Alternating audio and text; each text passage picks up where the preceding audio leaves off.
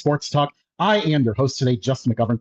I am joined by a former special teams coach. Coach Ben Rohaly is here to talk about special teams, talk about some of the other storylines that we're seeing around college football that aren't really being covered by the larger media networks. Ben, you are a former coach in the American Conference, so I'll go ahead and lead off of this topic here. The American is looking pretty good this year, I would say, and there's not enough conversation about it. Yeah, I mean, it reminds me of back when I was in 2019 when we had SMU, Memphis, and Memphis went to a New Year's Six bowl game. Their only loss during the season was to your Temple Owls, which I was a part of. And I just think when you look at them right now, with Cincinnati, everybody was so good, and I think the top three teams right now, Tulane, Memphis, and USF, are really, really just really, really good teams, not just in the American, but in all of college football. And if you look at the ACC right now, SMU, who came from the American, actually in their tenure did never ever went to two conference championships in the American, and now they have a chance to go to two ACC. And then if you look at Tulane beat Duke, and Duke has a chance to go to the conference championship too. So if you stack those teams up, that conference is up against each other. In a lot of ways, the American is better than the ACC. And then if you look at the Big 12, you have three teams in the Big 12 in my mind, which are, Tech, which is, a top team, that is a playoff team and is going to win the Big 12, in my personal opinion. Then you have BYU, and then you have Utah, which are a step below. But in a lot of ways, they're not on the same. They're very comparable. They are on the same level, and I think is that the American is really, really looked down on, and I think is an example with Memphis is, when they lost to UAB, everyone, instead of saying, wow, maybe the American is really, really good, everyone says, oh, well, the American's not, Memphis isn't very good. And that's not the reality. Yeah, and that's what us independent people need to kind of start to push back against is the way we frame some of these losses. It seems like outside of maybe one certain conference, we see the larger media networks want to push an agenda for certain upset losses where they want to immediately kick down a Memphis, kick down a USF for an upset loss, or even kick down Tulane for an upset loss. But then you turn around, you look at a different conference, and they're like, oh, well, it just shows how deep the conference is.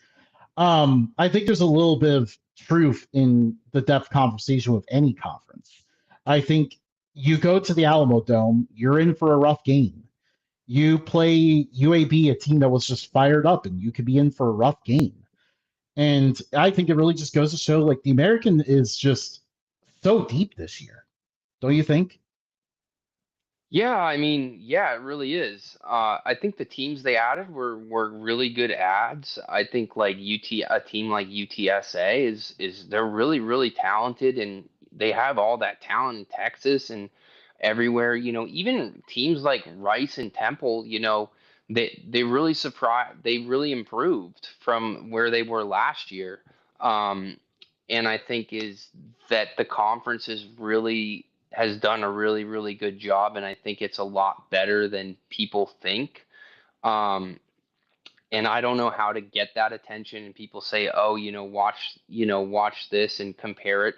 But I think is we should do based off of, even in the beginning of the season, go based off of who plays who out of conference. And when you look at BYU and Utah, yeah, BYU played ECU, but if you look at Arizona's out of conference schedule is not very difficult. So it's really, really hard to say who's the best conference because these conferences aren't playing anybody. I mean, Kansas State lost to Army, and Army's not even a top team in the American. I think they're in the bottom. Yeah, they're So a team scraping towards a bowl game right now. they beat my Owls this last weekend, though. That was a pretty rough loss for Owls. I saw the 14-13 to Army, and I think it was like 31-30 to Navy, or 29-30, something like that. And then Tulsa beat Oklahoma Oklahoma State. State. Yeah. So, I mean, the American really has, and then USF beating Florida. But I think USF is the best team, the best group of five team by a long shot, in my opinion. Not a long shot, but I just think JMU, JMU hasn't played really anybody over 500. And I think the Mountain West is not very good, or the Pac-12 Mountain West, whatever you want to call it. Yeah. We're big. We're both big Mountain West. We like the Mountain West, but like it's just like in terms of having a top, it's very entertaining football to watch. Make sure you watch it, but it's just like Mhm. you don't have that top tier team this year that's just like head and shoulders above everyone else. So you don't have your true Boise State this year, pretty much. You just have a lot of teams that they're okay, but none of them are like playoff contention. Yeah, I mean, I think also like when I coached at Wyoming, and Fresno was always, but I think Fresno is changing because coach is from North Dakota State originally, for all of you guys that don't know that. But before that, they used to be a spread attack, where they're trying to spread people out, great receivers. Um, and now I think they're going to that power football more. So I think how they're changing kind of that culture, and so I think they're going to be quite successful. I think coach is an unbelievable coach. He's won everywhere he's been. Um, but it, it's just a change in the year, so it's going to take a few years. Hawaii looking really, really good. But again, they score a bunch of points. You and I think when they have to get into uh, a close game, it gets difficult, or they play a front seven. Boise is also kind of is just not what they were. And I think, in my opinion, anyways, San Diego State got smoked by Hawaii. San Diego State is my opinion on paper is the best team. Just from that front seven, is just really dominant. That Yeah, Trey defense. White. Trey White, we've mentioned him in the show a few times now. That dude's a dog. Like he's going, I feel like he's got to go first 3 rounds in the NFL draft for sure. No, And then, the other guy is he's a bigger, the guy who's 6'5". I don't know his name. I can't think of his name mm, right now. yeah, I'm trying to think of it, but But he's really, really good. That just when San Diego State can't run the ball, they're just not. I mean, when they have to throw the ball, they just really struggle. yeah, yeah. Likewise, you got Hawaii. Like they rely more on passing the ball, where they're not a consistent enough running team. That's kind of their challenge there. And Boise State is pretty much the same way that San Diego State is. Like if they can't run the ball, their offense doesn't go. Yeah, absolutely. And I think Hawaii really has gotten better as the year has gone along too. Wow. If you remember when they played Arizona, they got smoked uh, down in Tucson, my alma mater. For all you guys that don't know, congratulations to Coach Brennan and everybody that are going bowling officially after that big win last week. But that front seven really gave them fits, and when Hawaii can't run the ball, and they really, really struggle, and I was really surprised that they did so well against San Diego State. But again, that 7 hour flight too, to go, and then you got 3 hours where you're playing at 10 o'clock, 11 o'clock at night, it's just a Yeah, hard. Remember it's a we log flight out there. Like I had my honeymoon in Hawaii, and like I remember, thinking about Hawaii. I was like, why doesn't every college athlete go here? This place is amazing. I'm on the flight to the honeymoon. Literally, my first thought is like, okay, this is taking a long time. I now understand why it might be harder to recruit guys here. But I think Coach did a really great job. Big shout out to Coach, Hawaii legend quarterback. What he did this coming into this year, all the guys that didn't pan out that left Hawaii, he said, come home and come back to the home state team. And a lot of those guys that maybe went somewhere else and it didn't work out, they came home, and they really, really are looking so good. What a turnaround, because he's on the hot seat this year. A lot of people are they going to go to a bowl game, and he's done an unbelievable job. So big shout out to Coach. Yeah, yeah. Timmy Chang, I mean, just amazing work by him this year. It's so great to see. Like, I know, the phrase like college football is better when this team is good gets overused a lot. But when it comes to Hawaii football, like that phrase is actually true. Hawaii is the epitome of it's good for college football when that team is good. And it is so great to see fun football on the island this year. You got Micah Alejado slinging them around. I think one of the things that's helped Hawaii improve is the emergence of Jackson Harris, a receiver. He's Yeah, a he's guy good. who's come on and he's been incredible lately. Um, Man, it's just been so great to see this team play. I can't believe when I was watching that double move when he caught that touchdown, which I tweeted about. Man, if you're a DB and you don't put your hands on him, you're gonna get burnt every time. And I watched that, and same thing against Oregon State versus Houston. When Houston came back, they just didn't put. If you don't put your hands and you don't win the first 5 yards, you're gonna get burnt, and that's. I'm sure he got chewed out in film. Yeah. Well, Oregon State, it's maybe a different story there. I think that team's just trying to. They almost beat Houston. I was shocked when I was watching that game. I was like, oh, but Oregon State, when you play in that stadium on a weekday, why don't you ask those USC Trojans?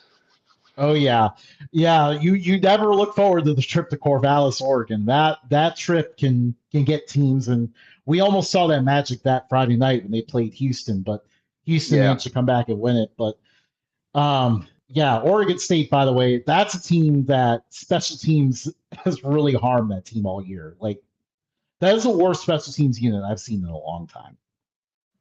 there's I think a lot from the difference is today you have so many moving parts, and I think fundamentally it's all fundamentals. So it's not based off of skill. It's not based off of, yeah, it is a lot based off of skill, but it's a lot of practice and a lot of different things. And I think that teams don't have time to practice it as much. It's not everybody plays 7-on-7. And the, if you are a player listening to the podcast, the first question an NFL coach will or scout will ask is, can I see his special teams? Because at the next level, you're gonna play is you got to be able to play special teams. And when you look at Gainwell at Memphis back when I was coaching against him, that guy on the Steelers now, he plays special teams. That's all he does. Yeah, A guy on your Buffalo Bills, Sam Franklin, who I coached at Temple, he all his job is to do is play special teams in the league, and he's been in the league undrafted for what year is it? 2025, 6 years now, and he plays special teams, and it's really really important, and you can get paid a lot of money if you play special teams. yeah, exactly. Like that is how you want to know how to have a long NFL career, even if you're not the most talented player. Learn how to play special teams, excel at it, do all the small things well, and you can make a good 10-year career just out of that. And I think it's the difference between winning and losing, like more than anything that the average fan doesn't realize. Oh, what a special teams. Oh, whatever. And it's so important. When I was watching the Arizona against BYU in the end of the game, it was a punt right in the middle of the field, and it's BYU. I think with like 2 minutes left on the last drive, and instead of a good punt, take it right to they start at the 40-yard line, 35-yard line of Arizona's.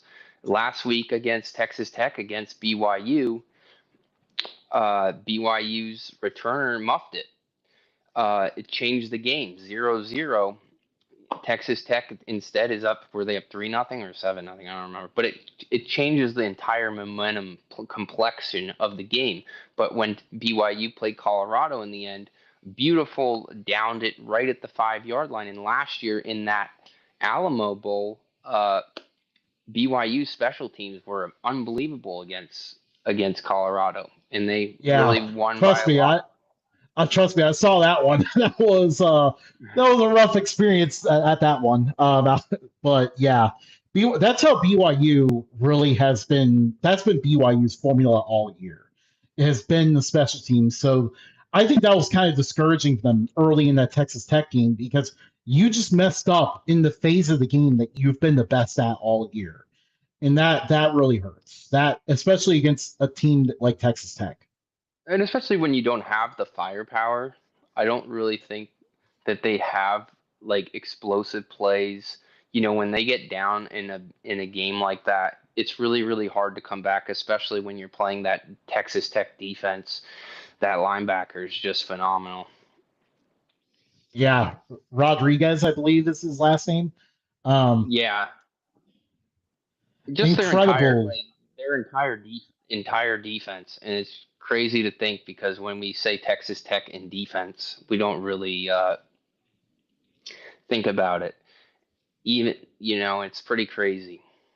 Yeah, we all default to like the Patrick Mahomes era, where every single game was 55-52, and Wasn't just that's a it was just wasn't the Patrick Mahomes era. just It's it been wasn't way off, just that, but but that's where we default to. But yeah, I mean, really, that whole era of Texas Tech football for a long time was that. The Mahomes even era was just the last most year, ridiculous. even two Yeah, years ago, I was at the Wyoming game when they were up by 21 nothing in Laramie, and when Wyoming came back, and they're still like throwing the ball like I'm like, guys, run the dang ball. And Wyoming came back. I think it was 17 nothing. I don't remember, but it was one of the greatest comebacks, and it was a pretty unbelievable environment. yeah, that game still gives me goosebumps to this day. That game was absolutely electric, and like that was huge for Wyoming too, because that game was like on like CBS and everything. Like that was, and basically, I think all the other games that were on that night like kind of turned into blowouts. Like all eyes were on Laramie for that game as Wyoming came back and won it. It was just a cool thing. Very awesome you were at that game. Yeah, because I used to coach at Wyoming, and Coach Giles is my mentor. Now he's at Houston. He used to he's the D line coach that coached at Texas to win the national championship in 2005.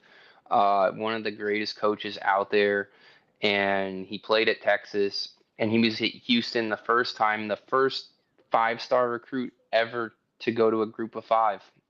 He And recruited to Oliver, Houston at Oliver. So Coach has been doing it for years, so I always support Coach. And Coach Bowl gave me free tickets last week to the Wyoming San Diego State game, or 2 weeks ago. So that was fun. And big shout out to Coach Bowl and uh, Cowboy Nation. Go Pokes! They're getting better, so I love being in Laramie. It's a really cool place. If you guys ever want to go to a great environment at a game, it's an unbelievable environment. It's much better than a San Diego State environment. yeah, I want to get up there one of these years. Like, it's obviously you can see behind me here. I'm a Bills fan, so I'm going to be in Boulder in a couple weeks, and like Josh Allen's jersey retirement at Wyoming is 2 hours away. But of course, they do these dumb 6 day holds, so I have no idea when my game, the Colorado game, is going to be on. Oh It yeah, would have been cool to go to that, but obviously, there's no way the logistics are going to work, especially with a he's a 6 day TV hold. he's a living legend in Wyoming.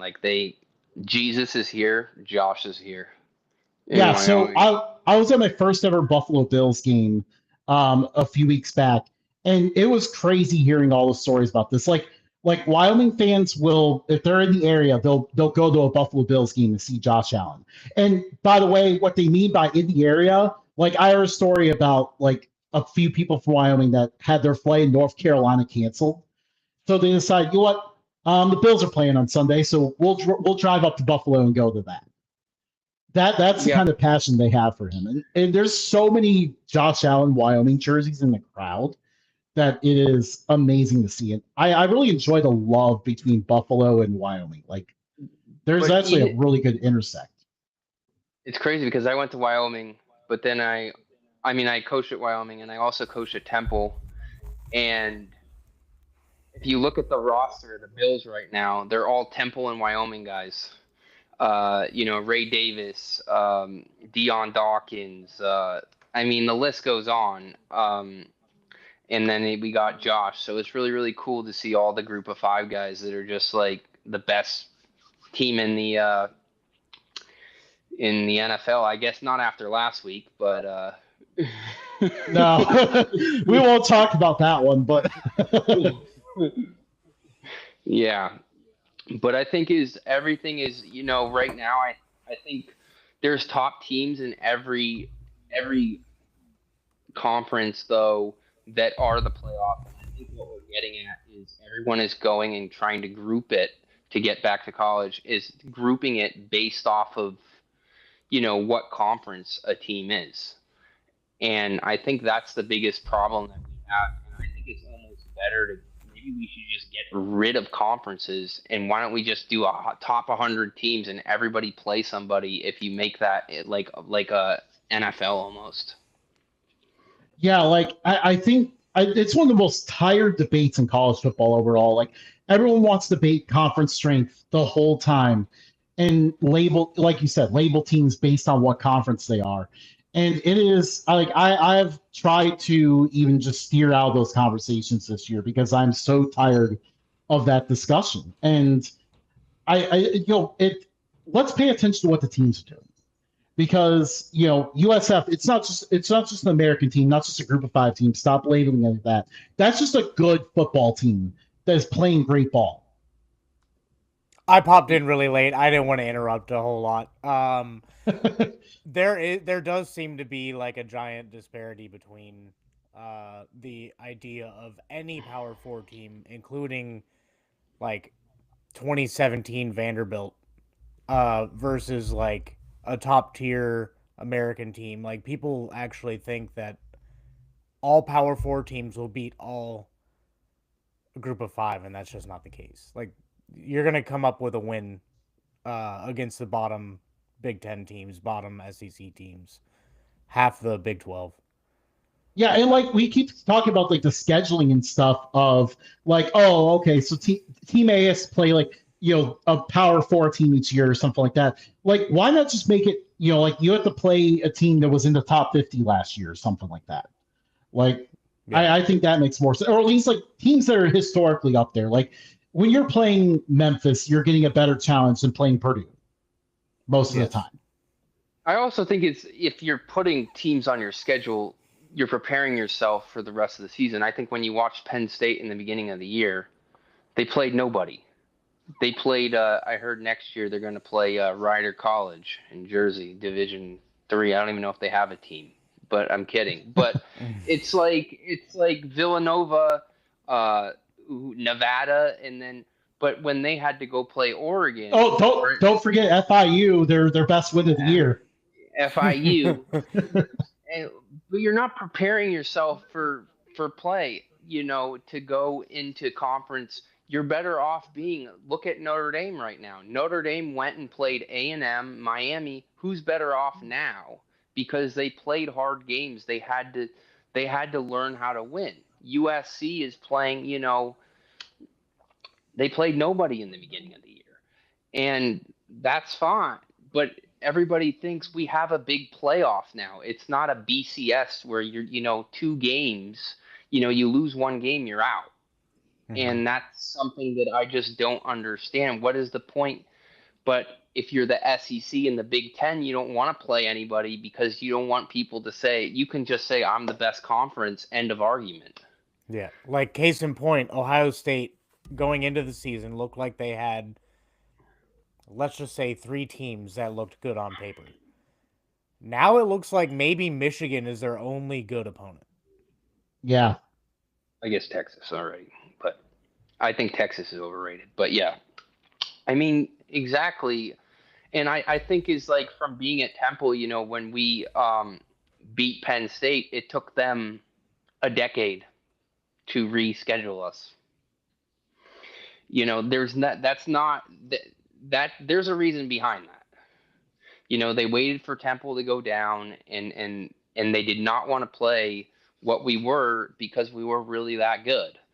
And I think there's so many teams that you are seeing that where you're going to see Florida. What, Florida's not going to play USF ever again for 15 unless coach leaves?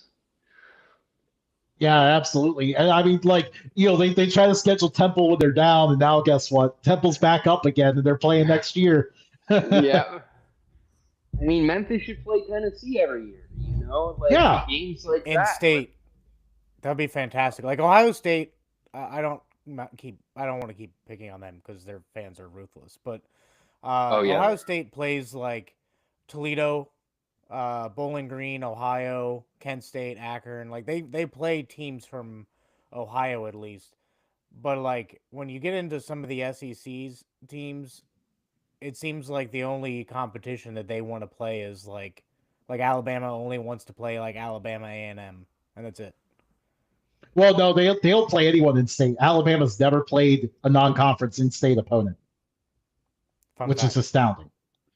Um, like what was it's the? like Oh yeah, LSU will never ever schedule Tulane, and I always make the joke and go at them on Twitter, and they get so mad. They're Yeah. so easy. They're so easy to irritate.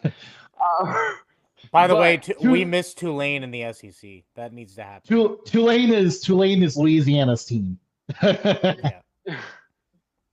yeah, but I just like they're not going to schedule Tulane because they know how good Tulane is. Like they're not going to be. At least Ole Miss put them on the schedule. At least Ole Miss put Memphis on the schedule in 2019, and Memphis won. But just like Memphis beat Arkansas this year, so I think it's it's almost like there's a great thing where Chris Farley talked like it's Adam Sandler would always say to Chris when he tried to go beat up who do you call David it? Spade. David Spade. He'd be Yeah. like, it's not worth it because if you win, you're the biggest jerk on the planet. But if you lose, you're the biggest wuss on the planet. And that's kind of how the Big Ten, or the Power Fours, like when they play the small guys. There's no winning standard. If you beat them by 80, then you're just like, wow, you're such a wuss. So that's kind of the way I think, like, they really, really, they know it's not worth it.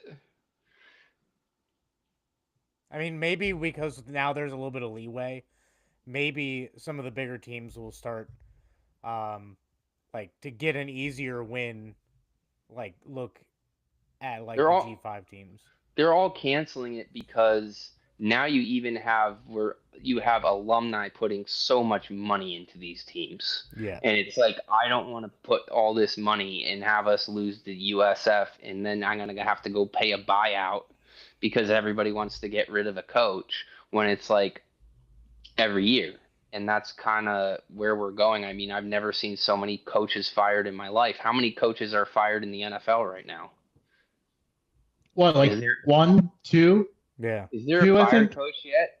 Oh, there is. Yeah, Titans and the Giants just fired theirs this week. Oh yeah, the Yeah. Giants did. That's the SEC should go after him, the old Alabama OC. Mm-hmm. That is true. He did a pretty good job there. Like, I think that could make sense. Like, I don't know, Auburn or something like that. But I mean, college though, like I think this Sunday was like the first time a coach didn't get fired in a while. Like before that, it was like Black Sunday every Sunday. Yeah, I mean it's crazy. It's absolutely, and I feel so bad for because everyone wants when they get fired. I've lived that. They don't get paid that much. The people on the bottom, and those people have to leave. They don't have a job. There's so many people that are losing their jobs that are just people that are busting their umps and put everything they do into that. And you're creating this by having these power conferences. You guys Mm-hmm. wanted this by having 12 teams that are Oklahoma, Texas. Someone's got to win and somebody's got to lose at the end of the day. And I think it's just getting ridiculous where it's like now you're just if we did this playoff expansion when it was 2007 and you had the Big East, then you had the Mountain West, then the playoff makes sense. But now you're Right. just going to have to keep expanding it where it's like we're just going to have it's everybody's in the same league, but then there's one team that's in the American and then one team that's and then you have four teams in the Big Ten, then you have, two teams in the Big 12. At the end of the day, it's really, and I think what it comes down to is who gets the easiest draw of the schedule. Mm-hmm. And last year it turned out whoever didn't get that bye, if you played your home game and didn't get the bye, then you had pretty much a clear path in because But that rest but was like brutal. if you put ASU last year and they had a hard schedule, do they make the college football playoff? I'm not sure. They had Well, a I very think easy draw. that's the riddle of the Big 12. They kind of just beat up on each other and I would say the top 3 quarters of the conference is tough to play in general. And then you take that and then go play, let's say, 2 SEC teams and a Big 10 team. That's a rough draw. Yeah, I mean, that's what I think how you solve this issue. Uh, because right now you don't know who, it's just basically people saying Feinbaum going there and saying, oh, the SEC is the best. And then the Big Ten guy going, oh, the Big Ten is the best. And that's not the reality. I mean, UCLA beat Penn State and UCLA lost to, I mean, who in the beginning of the season? UNLV and New New Mexico. Mexico. I mean, those are not really. I mean, Oregon has not played anybody. Mm-hmm. They almost lost to Iowa last week. You know, they almost lost to Penn State. I mean, my argument is who have they played? That is a really, really good. I mean, it's going to come down to USC, I guess. That's it. Nebraska hasn't had a hard schedule. They played Cincinnati. That's it. BYU has not had a hard schedule. Utah has not had a hard schedule. I mean, if you look at Tulane and you look at Memphis, they have a much harder schedule than all those teams, in my mind. Would Yeah. it be easier if they just came out and said, you know what, SEC is the best, Big Ten's the second best. We're gonna do a relegation system. I think a relegation, I'm always very all about that, and that's how it should. But then people that are the donors would be losing a lot of money, and their teams would not be getting TV contracts. And I think the biggest problem is the TV contracts. That's what's ruining college football is the TV deals. Yeah. Is that it has nothing to do. That's why if there was no TV companies, we would not have conferences. In my mind, I think we would go away from the conferences. But the conferences have so much money, and even if you're terrible in the SEC, like Mississippi State's still getting 10, 100, 1,000 times the money as ASU is. Because ASU's on the Big 12 and they're on the SEC getting that TV contract. And what that's if they the take difference. the TV contracts out of the conference, give it all to the NCAA, and just say, here's every game available, like a Sunday ticket. Putting aside how Put it on unrealistic Updog that Sports scenario. Talk. Putting aside how unrealistic that scenario is. That would never happen. I just think it's just like a bunch of money. It's just the TV contracts are like, why don't we have, you know, like it should be like the NFL or the NHL. You're not on, you know, the league gets the money. The league has a deal with like whenever the NCAA goes away, which is going to happen, have a big league where it's like take away this stuff and be like, okay, the Southern Conference, the Western Conference, the Eastern Conference, and then just have a big league where it's like, okay, and then underneath that, then say the American turns out to be the AHL or the I don't know if you guys are big hockey fans, the G League, and then have those teams, and then you can go up, and that's how it should be. So I totally agree with you with the relegation system. And if Temple wins, then they go up to the Big Ten or the Eastern Conference with Penn State. And that's how I totally think it should be. But that's not going to happen because the big boys, were all the people that are investing all that money at Penn State, are not going to say, oh, after this season, we had a bad year, we're not going to go play in the American. Yeah. Right? Yeah, you look at that system, man. Penn State's going down after this year. Florida State went down last year. Like that's kind of a. They're still going down. Still going down. Florida State's still going down this year, but yeah, that's kind of the trouble you run into. Like, I think it would just make more sense. Like you get like 12 regionally aligned conferences of 10 teams. Everybody plays each other, and then all 12 of those champions go to the playoff. Like I feel like it could just be that simple, but obviously stubborn heads and TV executives don't want to let And that I happen. think now it's just the alumni control this game so much. Even being a coach today, like they tell you what players you get. I'm not giving you money unless you do this. I'm not giving you money unless even coaches now, the players run this, where it's Mhm. like, That's my why dad, Saban got it. you have to listen to the kid's dad. Back in the day, I didn't ever have to listen to anybody's dad when I was coaching. I'd be like, yeah, you can go eat rocks. Just like, but even now with like everyone cares about these commitments, and it's like literally the guy can commit and the next day he could hit the portal and leave Yeah. and be like, okay, I'm gonna leave. Before you had to stay there for 4 years, or even I think one of the great points is the NFL announcer, the dude who played at Miami, the tight end, what's his name? Greg Um, Olson.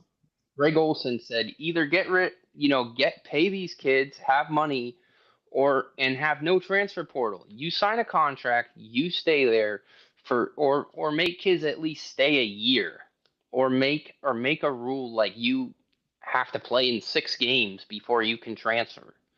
Something like or that where or like just like a one-time transfer rule. Like you have one time, maybe this first choice, didn't work out, but you better not choose wrong the second time. There's a yeah, class action lawsuit for the NIL, some of the NIL stuff the past couple years. yeah. Yeah, a Yeah, lot of the players are getting NCAA hit up. the NCAA sat on their hands on this for so long too that like you just got this mess where it keeps getting settled in courts and is making it more and more difficult to regulate anything. They're almost like the NCAA is like the dude on death row where he gets Mm. like 15 like times where they know they're going out of business, so he can just like every time he goes it and he still gets the death penalty, and it's like they're just like don't do any rules because they don't want to get sued anymore. So they're not going to fight it because it's like okay, we're just going to that's why they changed it from the 1 to the unlimited one. And when I was at Temple, we had guys that hit the grad transfers. I'm all for that. We had Kenny Mm. Yeboah who went to Ole Miss, and he's the most yards by a tight end ever against Nick Saban. Quincy Roger went to Miami. All these guys that really, really succeeded, but they did it and they're like, okay, I want to go play big time football now, college football, and go win a national championship and compete with the best. And I'm so really really good, and I'm totally fine with that. But you're seeing more kids now that are jumping ship or are what are we teaching these kids that when it gets hard just quit? Mhm. If walk on Hassan Reddick, or Dion Dawkins didn't go to Temple and didn't stay there for 4 years, or maybe they transferred, or Khalil Mack transferred from Buffalo, are those guys the same players in the NFL where they became first round picks, in the NFL and have, the best players maybe to play each of their, um, all stars in the NFL? I don't know because I think you're seeing a lot of these kids that are leaving group of fives that go to these power schools and they're sitting the bench because Yeah. Mhm. and they're really hurting their draft stock. They're hurting so many of their future in my mind. And you see it every day with a lot of these kids that are, and I think it's really really sad in the and being an 18, 19-year-old kid, you don't make the best decisions. And I'm not trying to say Mhm. kids, you shouldn't have it, but you're still an 18, 19-year-old is still a kid. And I think a great example is that movie Drumline. When he's going and the other uh, coach is like showing him the drum, but the other guy's trying to teach him how to read music because he doesn't know how to read music, and he's like, "This is how you do it." And the other guy's showing him all this showy stuff, and it's like that's almost like leaving the group of five to go to Minnesota or Michigan. And a great example would be the running back at Ohio that left for Minnesota, and now he's back at Ohio. Big shout out to Bangor with the big kick return. And he didn't play at Minnesota, and now he's back at Ohio. Um, and they promised him all this stuff at Minnesota, and he never touched the field. I think he had like 20 carries in his whole year, and he led the rushing in the MAC. Yeah, like they dangle the bag in front of these guys and just like tell them, oh, hey, look, here's all this money, and then as soon as they step on campus, they're like, oh, guess what? You're practicing over there with the third stringers. Good luck working your way up, and basically they're just trying to secure depth and everything. And but today, I think a lot of people don't realize you don't practice. You don't like. I have so many parents now that tell me like, well, our kid, they say go in and he effed up, he's out, and they don't teach it. They don't develop. There is no development. It's like the NFL now, where it's like their job is to go out there and win. They're putting the best players together and best team together that they can to go win, because if not, coach ain't going to be there. Why are you putting your time into something when the kid can just leave? Why are you developing people? It's not, I always say this and people say I'm crazy. Put a whole team of portal guys together and take 10 to 12 freshmen, because maybe those kids will be better than the portal guys right now, but that's not your job. Your job is to put the best team you can right now on that field. And why am I going to put time into someone that's just going to leave? Unless he turns out. Go ahead. Sorry.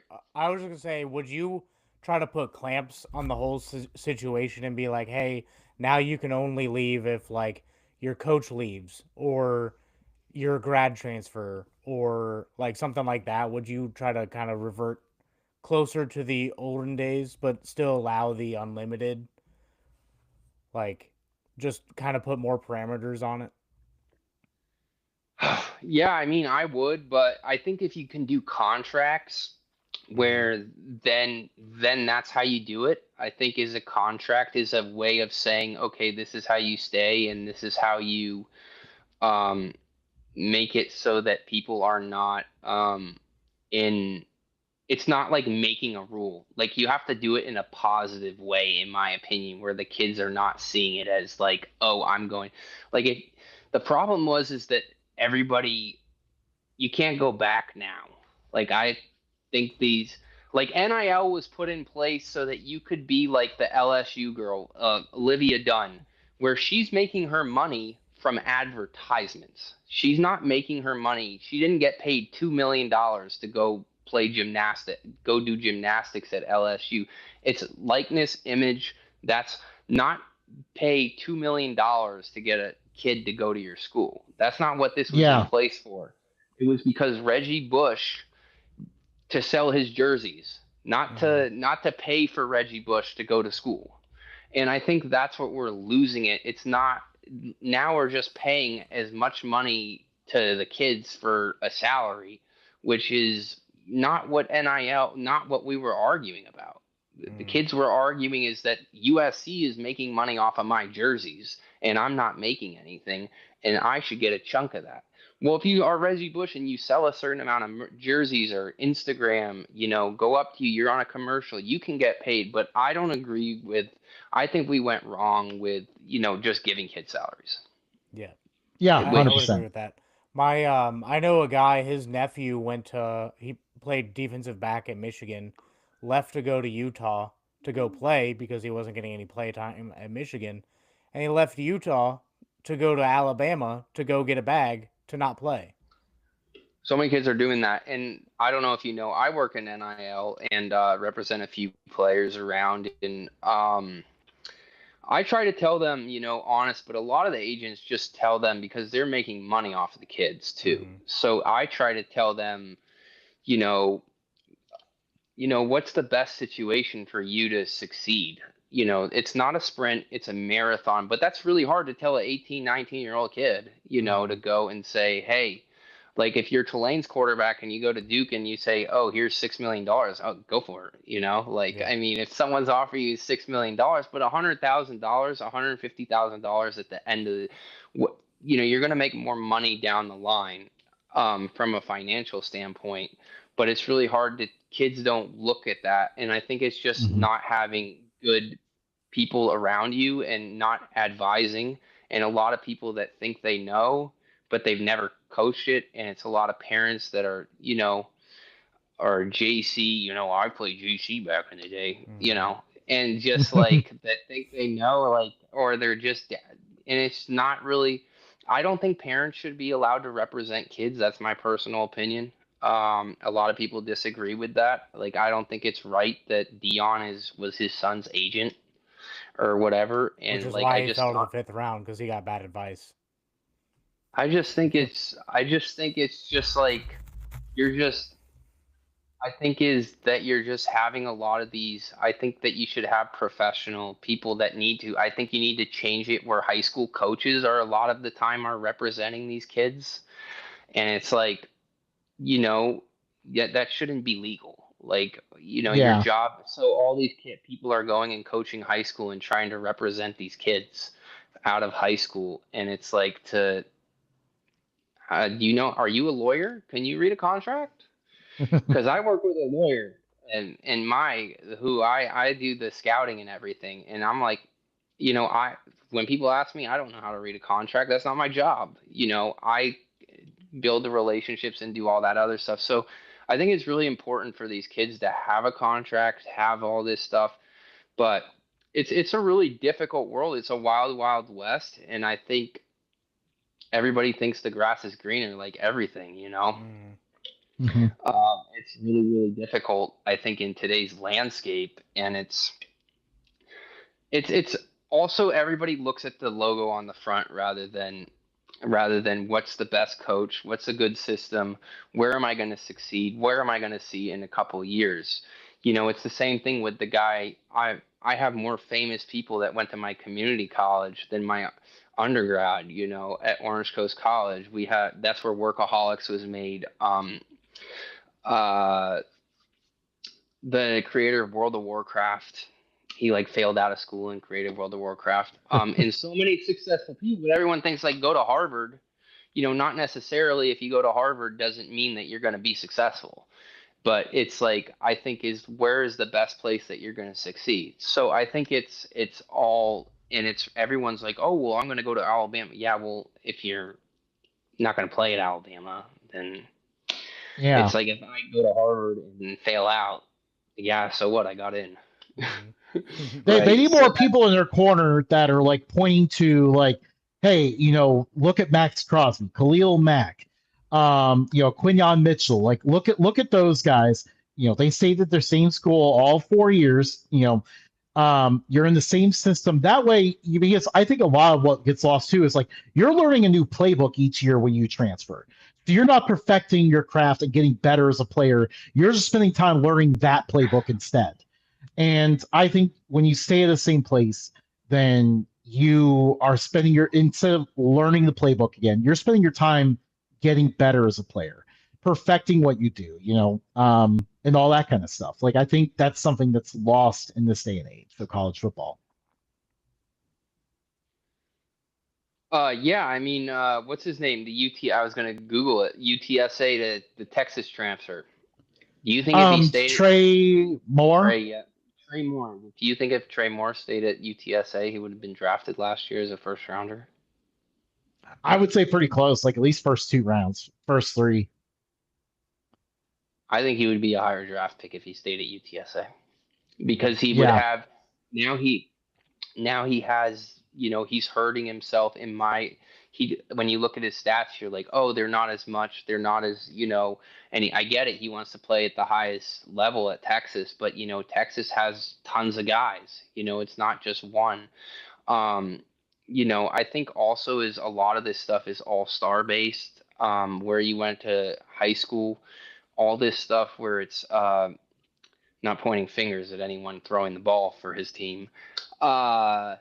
No, I mean it's just very. it's just very all based off of physical attributes. And there's so many guys, the best guys I've been around are always undersized guys that are just really, really smart. Just because you're fast doesn't mean you're really, really a good football player at the end of the day. I mean, when you look at the quarterbacks that are in the league, who are the best guys? They're all underrated guys out of high school. Mahomes, Allen, Aaron Rodgers, Ben Roethlisberger, uh, you know, so many guys that Tony Romo, just like let's keep, Green Bay's guy from Utah State. So, I mean, I don't think just because you can throw a ball far doesn't mean you're the best player out there. And I think everybody recruits stars rather than this stuff that is not really based off of the best guys have a chip on their shoulders. I'll always believe that. And I think now you're telling these kids how great they are when they're 17, 18 years old. And I mean, go look at the average age of the Final Four last year. Houston and Florida, I think the average age was 24, 25. Those guys have been there for 4 years. You can't put a team like a freshman team together and win, in my opinion. Speaking on college basketball, now the college basketball is recruiting from the G League because they can get paid more in college. That's college hockey, just taking guys from the WHL and in the major juniors because they're paying the Penn State's guy. That's the number one pick for this upcoming draft. It's crazy how good college hockey is going to be now, though. We're Bowling Green alums, so we didn't get to witness the greatness of Bowling Green hockey, but we watched hockey. Who do you call it went to Bowling Green? Didn't he? Dude on Vancouver. Yeah. I forget his name. There was two. There was also two Miracle. Kevin Bieksa. Three Miracle on Ice guys were from Bowling Green. What league do they play in? I'd have to look that up. I can't remember the hockey conferences off the top of my head. I know Alaska Fairbanks is like one of our biggest rivals, though. What? Why? Yeah. It's just like a history thing. Like Bowling Green and Alaska Fairbanks, like just had a really intense rivalry back in the day. So, like, basically, they're flying like that's Central Collegiate Hockey Association. So that's like that's like flying worse than than Fresno State plays Hawaii. Yeah, like I don't know why Alaska. I mean, I guess you gotta put them somewhere. Like these Alaska teams play hockey, and you got to put them in some sort of conference. I guess they're in there with the Midwestern schools. Yeah, makes sense. But yeah, I mean, I think for just like it's just like whoever has the most money at the end of the day is gonna win this. I mean, when you get to the top, there's only like 5 top teams that can compete, and everybody got mad last year about like the playoff. Oh, they chose the playoff incorrectly. No, if you put anyone else in, there were 3 teams that were better than everybody else. And I think like with Indiana last year, everyone says, oh, well, they were down at easy. If you watch that Notre Dame game, they weren't really out of it that much, like that badly. I was sweating bullets. and then the Ohio State game, if they could freaking punt the damn ball and then freaking, and didn't go through his hands, and then on that other punt was terrible. And this year they're punting the ball a lot better. They're playing a lot better special teams this year. And yeah, that team is good at everything. Imagine if they win. That will be so freaking That funny. will be so great. Great. And Bloomington's not too far, Justin. Yeah, no. We should have made a trip there this year. You know how pissed they would be? Like, just everybody in college football, like, would be, like, just imagine everybody's faces. Yeah, especially like all the larger media networks will lose their minds because for It whatever would be a reason, dream like come true. the larger media networks of college football are the only people that absolutely hate underdog stories for no reason at all. They Feinbaum. Oh my! Can you imagine He would have an Feinbaum's aneurysm on reaction? live TV. Yeah, he would. He would have an aneurysm. Coach Siganetti couldn't beat North Dakota State in the playoffs. I win. Google but he me. could beat Alabama. He couldn't win an FCS national championship, but he beat Alabama. Oh, I can see it now. That would be just truly glorious. Let's go to some overrated teams. What are some teams that you're looking at that are showing up high in the rankings and you're like, I'm not bought on that team? I don't even know the rankings, to be honest. I'll go ahead and start us off with Texas just because I know we talked about that one off camera before the show. Texas is like, I think everyone kind of overreacted to their game against Vanderbilt because Sark, I think you said this before the show, like, Sark, all he wants to do is run these outside zones, doesn't ever run the ball inside. And it worked against Vanderbilt because Vanderbilt can't tackle in space. And now everyone thinks their offense is fixed. In all reality, I don't think their offense is fixed. They still can't run the ball. We're going to see that a lot on Saturday. Yeah, Texas is not offensively, just does not run the ball. They do not he does not after watching last year, I would have been like, okay, we need to get some new offensive linemen and go in the portal. And then we need to go get a big running back where we can run between the tackles. And last year I said that. They said, oh, you watch, this. And it's not. They're in 3rd and 6. And I just don't understand the play calling either. Your line's not very good. Why don't they run some zone read, dude? Run some zone read.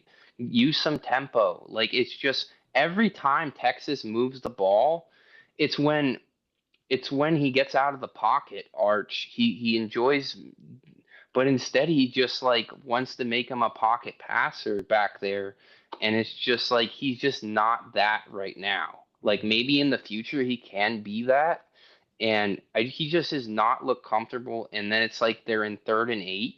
When they play a front 7, they're gonna get eaten alive. Just like what Oklahoma did to them. Yeah. And I mean, the only reason why they got all the Oklahoma game is because Oklahoma is a one-man team basically on offense, and then that one man was injured in that game. They beat Oklahoma. Against Ohio. Against Ohio State, and then the Florida game as well. Yeah, Florida too. It's just again, I just don't think their schedule is very difficult. Who would I say is overrated right now? I think those people in freaking Provo, BYU, they just don't play anybody. Hate to bring their fan base down to earth a little bit. I just don't think that they can throw the ball. They got the opposite of Texas. They can run the ball. They can't throw the ball. All they can do is run that quarterback keeper, and then they just throw crossers off of that. Another team that I think is overrated would probably be not overrated, but Oregon. I do not think Oregon is that good. I don't think they just don't seem to have it this year. I don't know what it is. They seem solid. They're probably a top 12 team, but they don't feel like a top 5 team to me. They aren't super elite on defense, and they mostly do good in the trenches, but Indiana kind of bullied them up there. Yeah, and then I think another one is that they'll really get mad at me is the team in Southern California.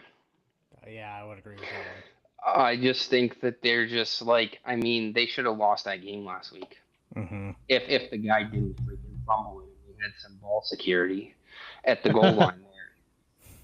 That just changed the game. But I just think I'm a big anti Lincoln. I think Iowa could win this weekend. Hmm. If I they could could, see that. if they can, I just think on the trenches they just can't tackle.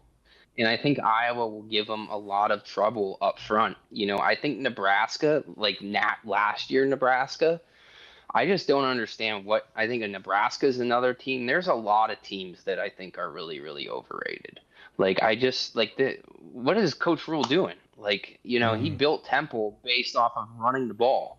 That's what we are. Let's run, Deion Dawkins and have great offensive linemen. It just seems like I just don't understand the hire of Holgerson. Like that's just like what he's run the air raid. Yeah, that's a weird fit. I mean, I think it kind of worked out just because they can't run the ball even if they wanted to, because they have a group of offensive linemen that are all 50 year seniors, and for some reason they can't block. Which, by the way, their offensive line coach is Riola's uncle, so I don't know what you could do there. But that's kind of Do the you think interesting. do you think this guy could take his job? Do we have a quarterback controversy yet? Oh, we might. I mean, he looked a lot better against UCLA. I mean, I think it's very possible to steal the job from Diet Patrick Mahomes. When I watched him in high school, I didn't really think he was that good. No.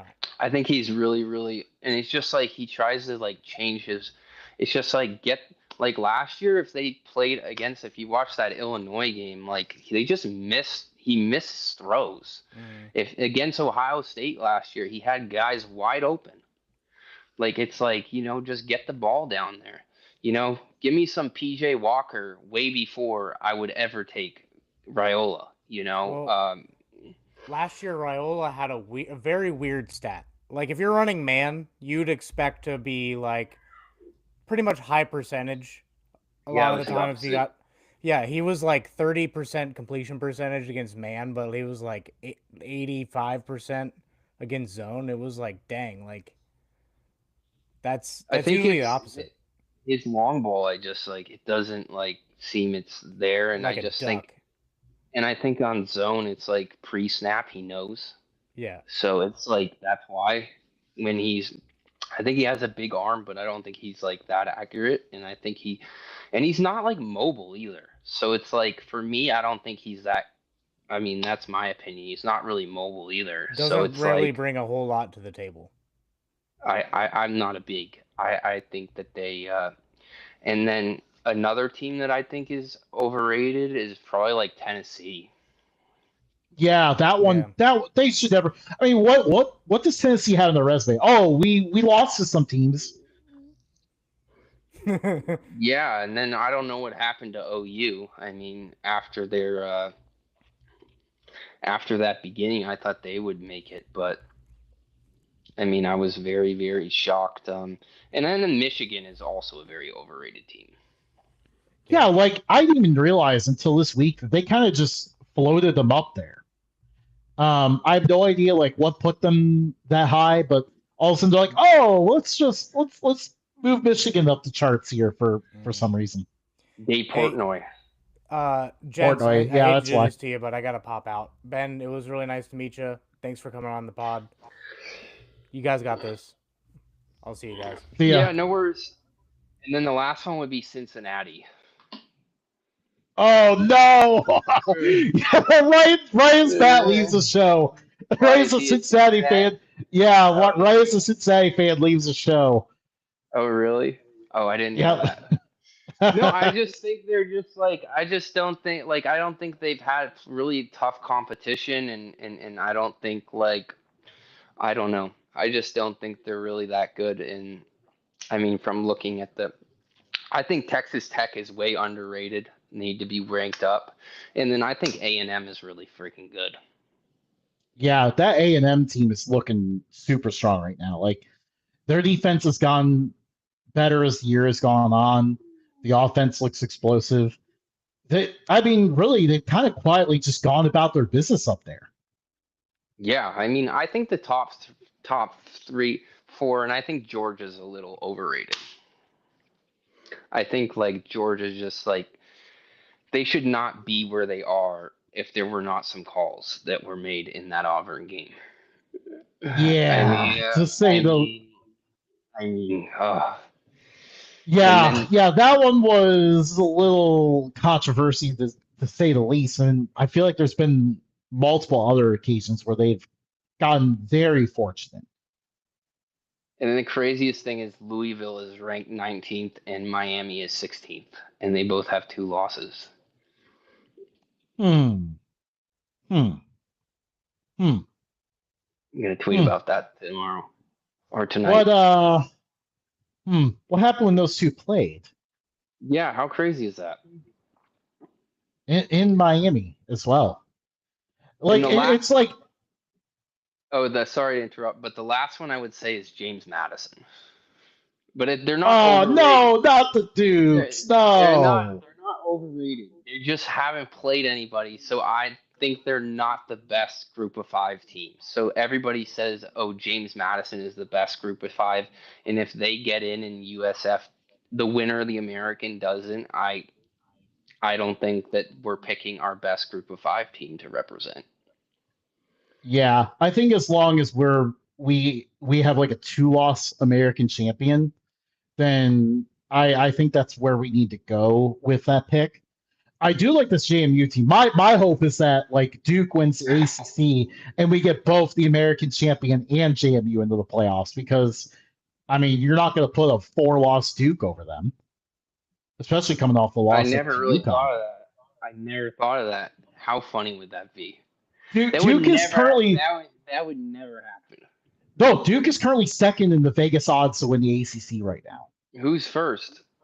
Georgia Tech. Oh, they'd be in. But Yeah, even Georgia if Tech Duke would be in for sure. but if Duke beat them again, oh, just imagine that. Oh man, can you imagine Duke winning the ACC? Hey, I think he might be the next Penn State coach. I could see it. Like I think Manny kind of had a tough situation there with Miami, and I mean he still made the most of it, but that just ran its course. But I think he's a good coach overall, and he's done a fantastic job at Duke. I think he'd be a good fit at Penn State. I think is that I think that also like he didn't have NIL at Miami. And I think Cristobal is also an overrated coach. Like they're just buying players. Like he Yeah. has all the talent in the world. How the heck are you losing in the ACC? Well, do you ever notice that like Mario Cristobal teams just actively get worse as the year goes on? I mean, I mean, everybody tried to say, in Utah, oh, he just was leaving for Miami. Like they got their asses whooped twice. How do you get your asses whooped back to back weeks in football? Yeah. By the Like same team, by the the same exact same team where you way. have where the same film. I mean, the guy just didn't really do anything. Like, I mean, that's even just like at the end of games. Like, does the guy just not know how to kneel? Like, like it happened against Stanford. It happened against Georgia Tech. I mean, it just seems to me like it happened even when Oregon played Auburn. He did it. People forget about Yeah. that one too. So I mean, it's just like I get it. He's an offensive line coach, but it's just like it just doesn't make a lot of sense to me. Just that I don't know why people think he's a top coach. In my opinion, I don't think he is. And then you're also are like a run guy. Like, why do you have an air raid guy there as your offensive coordinator? Like, it's almost Right. like rules And now with Holgerson. It doesn't yeah, make and no like sense. Go this year ahead, they sorry. should just be able to pound the rock on anyone, and they've done that some games, but then you don't see them do it often enough, and they just have Carson Beck throwing picks everywhere instead. I also think everybody on the team hates Carson Beck because when I watch him, I like he's like the Brian Kelly of players. Like I Yeah, just can't stand him.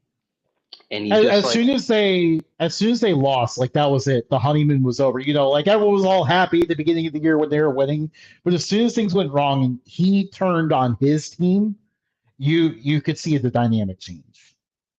I mean, he's just like totally a tool. Like, and he's just like, I don't understand why you go get guys that are like, if you looked at last year, Cam Ward, the guy went up. The guy was really, really unbelievable.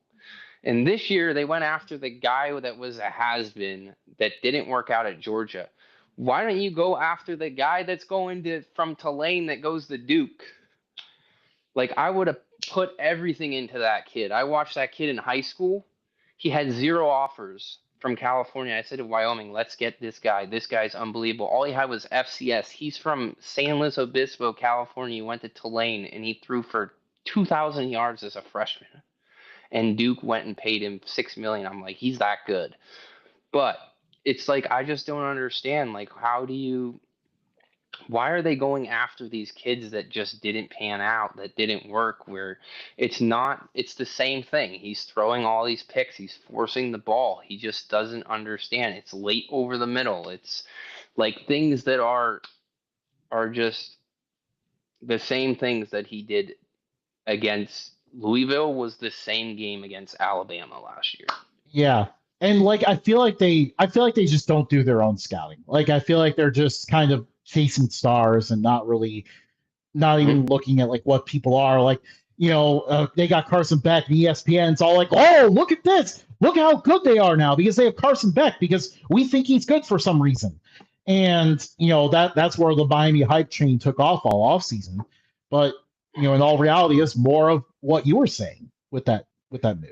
Yeah, I think like absolutely. I said it before the season. I was like, I don't know. Like, I also don't think no everybody thinks Notre Dame's guy's really that great. I don't think he's really that. He's young and it's hard to tell yet, but I don't think he's like when I watch him, I just think QB play everywhere is really, really not that good. I think the same thing at Texas. I think you know, like I have no idea why whatever Meyer is still the Dane quarterback at LSU. Like I have no idea watching him last year why anybody would say, "Hey, let's bring this guy back." And I understand he's the same agent as Brian Kelly, but does Brian Kelly want a job? I guess he doesn't.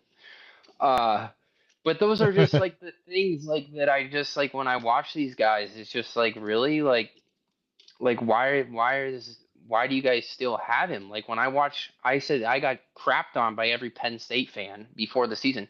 Like this guy is not good. When I watch what person when they watched the national when they played Notre Dame, the guy missed throw after throw, easy throws. You hit that in the end zone out of the back, it's behind him. He hits that throw, Penn State wins. He missed throws. He didn't complete a throw to a receiver the whole game. Yeah. And it's like when you watch Indiana, coach went and got the guy from Ohio, and this year he got the guy from Cal.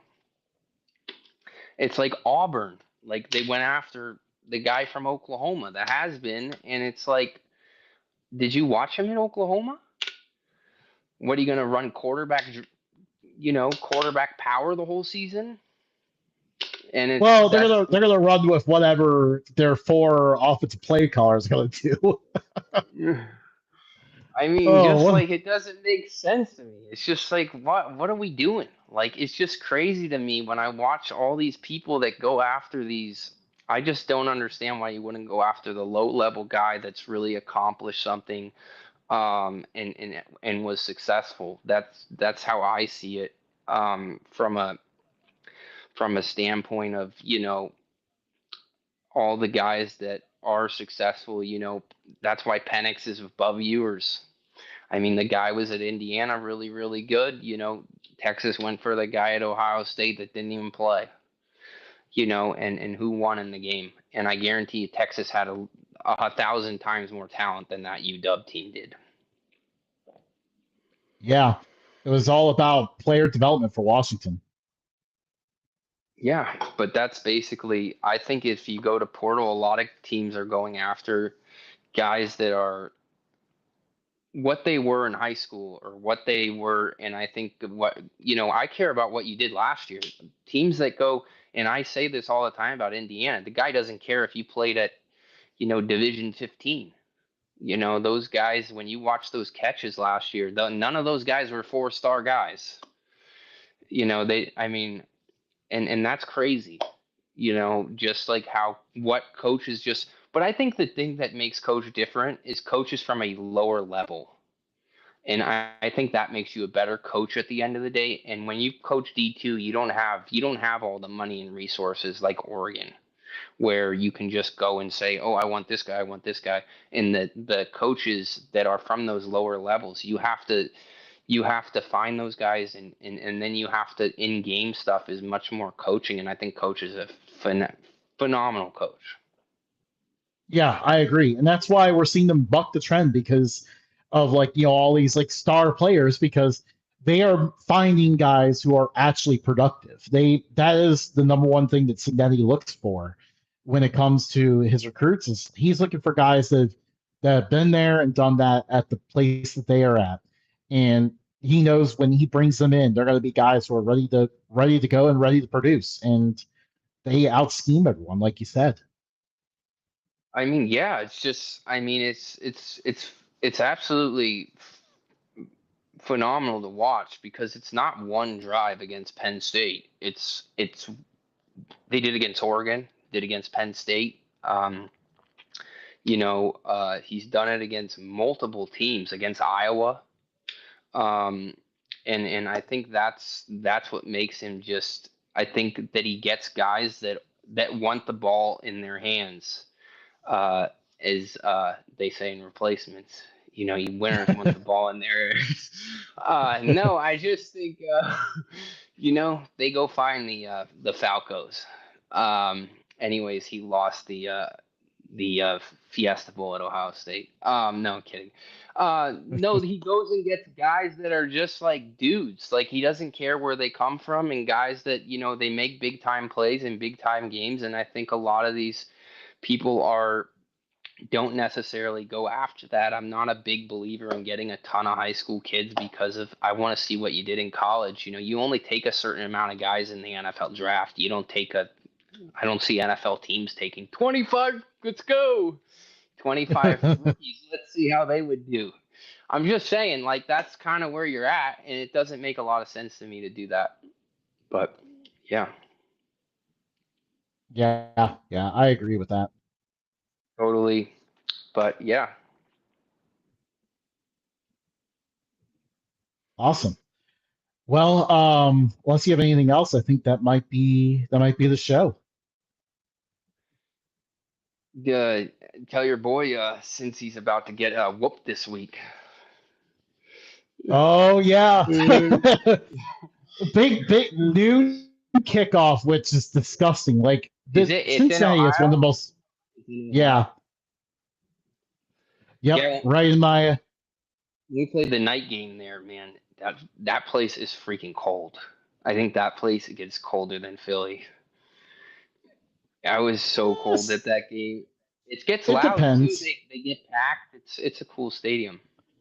Yeah, the night games here are so much fun. And literally since they joined the Big 12, they have not had a home night game.